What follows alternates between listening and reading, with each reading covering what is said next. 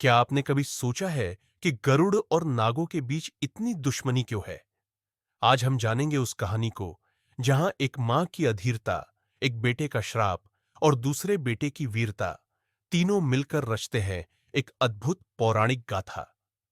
ऋषि कश्यप ने अपनी पत्नियों से कहा, तुम दोनों ने मेरी तपस्या में साथ दिया है। बताओ, क्या वरदान चाहती हो? कद्रू बोली, मैं चाहती हूं 1000 ऐसे संतानें जो शक्तिशाली हों, जहरीले हों, जिनसे देवता भी डरे। कश्यप बोले, तथास्तु। फिर विंता ने कहा, मुझे सिर्फ 2 संतानें चाहिए, लेकिन वे इतनी शक्तिशाली हों कि पूरे संसार में उनका कोई मुकाबला न हो। आर्षि ने फिर कहा, तथास्तु। कई 100 वर्षों बाद कद्रू के अंडे फूटने लगे। उनमें से निकले शक्तिशाली नाग, वासुकी, तक्षक, शेषनाग। लेकिन विनता के अंडे अब भी वैसे ही थे। वह अधीर हो गई। एक अंडा फोड़ दिया। उस अंडे से निकला एक अधूरा बालक। ऊपरी शरीर था, लेकिन नीचे का हिस्सा अधूरा। वह बहुत क्रोधित हुआ।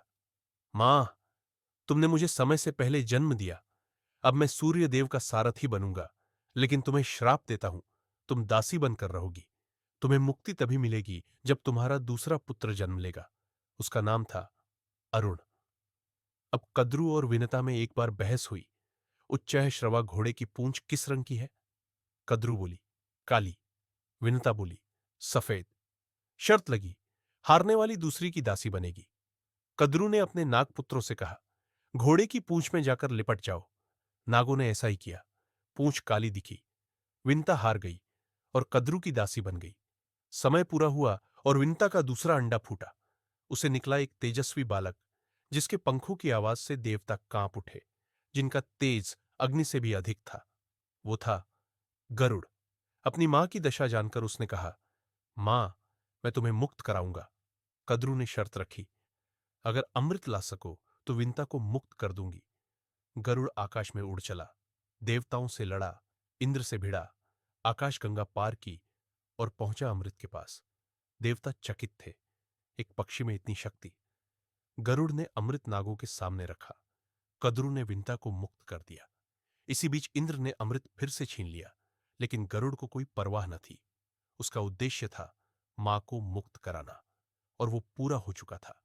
विंता अब स्वतंत्र थी। गरुड़ विष्णु का वाहन बना और नाग गरुड़ के शत्रु।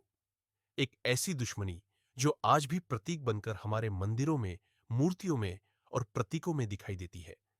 तो मित्रों, ये थी गरुड़ और नागों की वह कथा, जो केवल शक्ति की नहीं, बल्कि धैर्य, अधीरता, विश्वासघात और प्रतिशोध की कहानी है।